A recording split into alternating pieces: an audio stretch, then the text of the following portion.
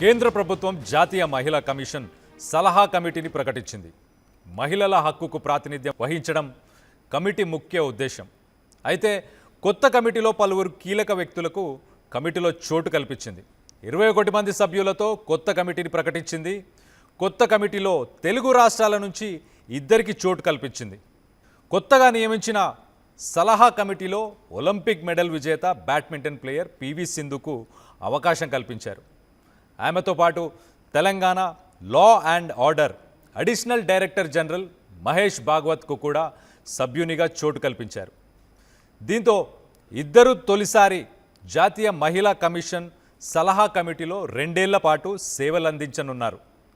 జాతీయ మహిళా కమిటీలో మొత్తంగా 21 మందికి చోటు కల్పించారు. విజయ రహత్కార్ చైర్పర్సన్గా వ్యవహరించనున్నారు. ఒకసారి మనం సింధు గురించి కనుక మనం చూస్తే కనుక 2 సార్లు ఆమె ఒలింపిక్ మెడలిస్ట్, అలాగే ఏస్ బ్యాడ్మింటన్ స్టార్ అని చెప్పుకోవచ్చు. ఆమెని ప్రస్తుతానికి అడ్వైజరీ కమిటీలో తీసుకున్నారు. అలాగే మహేష్ భాగవత్ ఆయన Telangana additional director general of police DGP.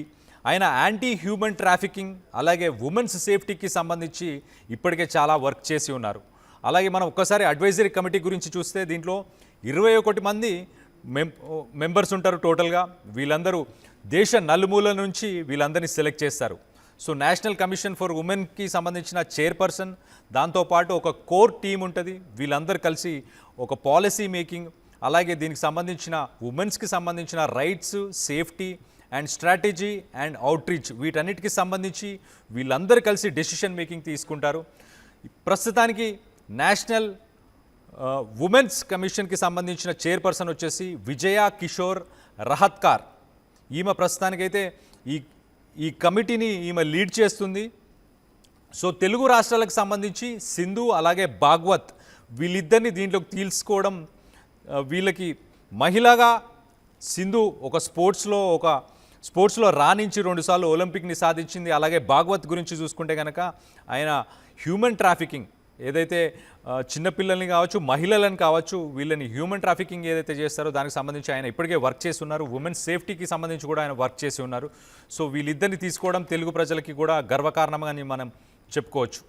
తెలుగులో ఫాస్టెస్ట్ న్యూస్ ఇప్పుడు కొత్త అవతారంలో 5 సెకండ్లోనే పూర్తి వార్తా సమాచారం మీ చేతిలో.